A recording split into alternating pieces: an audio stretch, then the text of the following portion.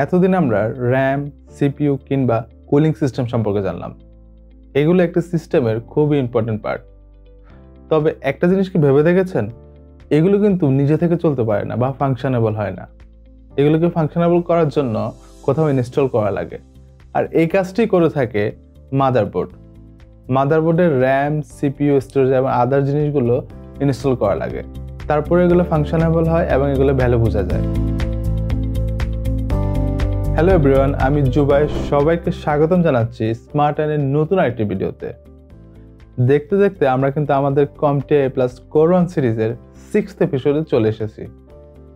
আমরা আজকের এই ভিডিওতে কথা বলবো মাদারবোর্ড নিয়ে।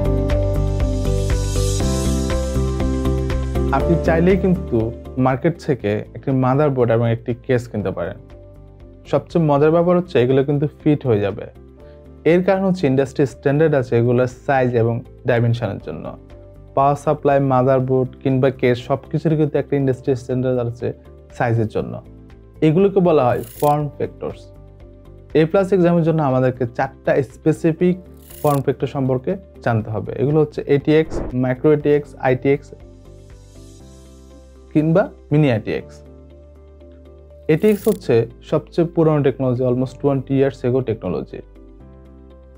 এটির সাইজ হচ্ছে 12 ইঞ্চ বাই 9.6 ইঞ্চ। এটি সবচেয়ে কমন এবং সবচেয়ে পপুলার। এরপরটি হচ্ছে মাইক্রো ATX। মাইক্রো ATX থেকে একটু ছোট, সাইজ হচ্ছে 9.6 বাই 9.6 ইঞ্চ। এরপরটি হচ্ছে মিনি ITX। এটি সাইজে ছোট হয়, এটি মূলত ছোটোখাটো সিস্টেমের জন্য ডেভেলপ করা হয়, বানানো হয়। আর এরপরটি হচ্ছে বা সর্বশেষটি হচ্ছে ITX। এটি খুবই রেয়ার এবং সচরাচর ব্যবহার করা হয় না বললেই চলে।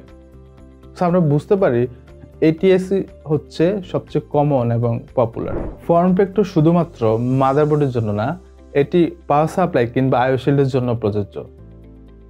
পাওয়ার সাপ্লাই একটা স্ট্যান্ডার্ডাইজ কানেক্টরস আছে। আপনি যে কোনো পাওয়ার সাপ্লাই কিন্তু যে কোনো মাদারবোর্ডে কানেক্ট করতে পারবেন। আর এটির কারণ হচ্ছে এটার এই স্ট্যান্ডার্ডাইজ কানেক্টর।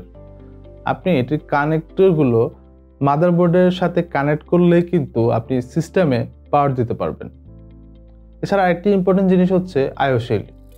আইও শিল্ডেরও কিন্তু একটা স্ট্যান্ডার্ডাইজ সাইজ আছে। আইও শিল্ডে USB পোর্ট থাকে, HDMI পোর্ট থাকে কিংবা অডিও পোর্ট থাকে। প্রত্যেকটি মাদারবোর্ডের কিন্তু কাস্টমাইজ আইও শিল্ড থাকে, মানে কোথাও অডিও পোর্টটাও উপর নিচ থাকে, কোথাও USB-গুলা আপনি দেখবেন ডিফারেন্ট মাদারবোর্ডে কিন্তু ডিফারেন্টভাবে এই ধরনের পোর্টগুলো থাকে। মানে প্রত্যেকটা কিন্তু একই রকম ডিজাইনের বা একই জায়গায় থাকে না, কিন্তু এগুলো টোটাল যে এরিয়াটা এটা কিন্তু সব মাদারবোর্ডে কিন্তু সেম থাকে এবং এই কারণেই এই কেসগুলোতে ফিট হয়েছে। আপনার যদি মাদারবোর্ড কেসে ফিট হয় তার মানে আপনার বুঝতে হবে আপনার আইও শিল্ড ডেফিনেটলি ওখানে ফিট হয়ে যাবে। মাদারবোর্ডে তো আমরা র্যাম, হার্ড ডিস্ক কিংবা সাউন্ড কার্ড ইত্যাদি সম্পর্কে শুনেছি বা জানি। সাউন্ড কার্ড তো বিল্ট ইনই থাকে। এখন প্রশ্ন হলো এই জিনিসগুলো কে কন্ট্রোল করে?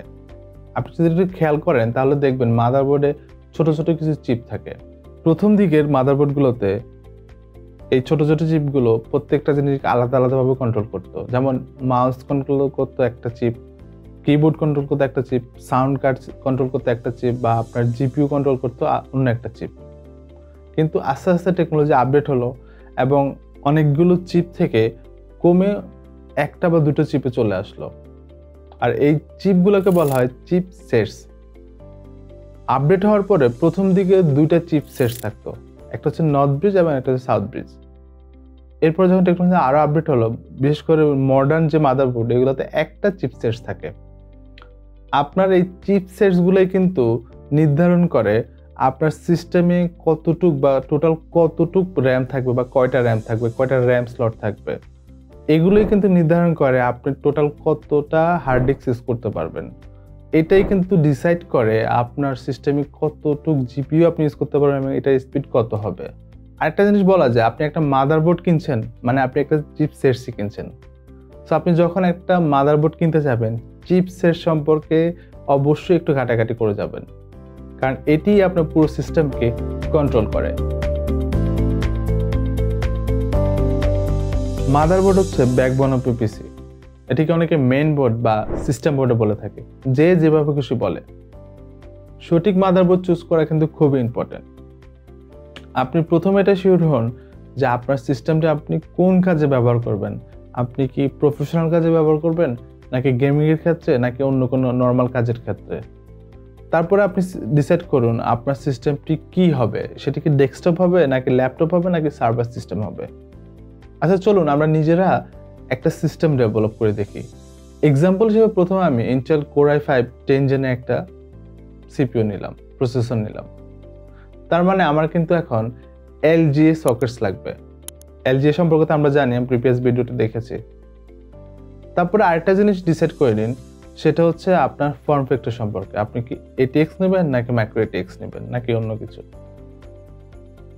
এরপরে আপনি এই দুটো জিনিস ডিসাইড হয়ে যাওয়ার পরে আপনি এরপর আস্তে ধীরে র্যাম কি নেবেন, হার্ড ডিস্ক কি নেবেন, কিংবা আপনার পাওয়ার সাপ্লাই কী হবে, এই সব কিছু ডিসাইড করে নেন। তারপরে আপনি কিন্তু এই সিস্টেমটা পুরোটাই বিল্ড করে ফেলতে পারবেন। সো এভাবেই কিন্তু আপনি আপনার রাইট মাদারবোর্ডটি চুজ করে ফেলতে পারেন। আমাদের আজকের এই ভিডিওতে আমরা কিন্তু মাদারবোর্ডের সব কিছু সম্পর্কে একটু একটু করে জানলাম। তার মানে আপনি যখন নেক্সট টাইম কোনো মাদারবোর্ড কিনতে যাবেন, আপনি কিন্তু এই জিনিসগুলো মাথায় রাখবেন। আশা করি আমাদের এই CompTIA প্লাস কোরান সিরিজটি আপনারা খুব ভালোভাবেই দেখছেন, এবং আপনাদের যদি কোনো কনফিউশন থাকে বা কোনো কিছু জানার থাকে, অবশ্যই আমাদেরকে কমেন্ট করতে বলবেন না। দেখা হচ্ছে এর পরের ভিডিওতে। ততদিন পর্যন্ত আমি জুবাইর বিদায় নিচ্ছি স্মার্ট আইনের পক্ষ থেকে। সবাই সুস্থ থাকুন, ভালো থাকুন এবং স্মার্ট আইনের সাথেই থাকুন।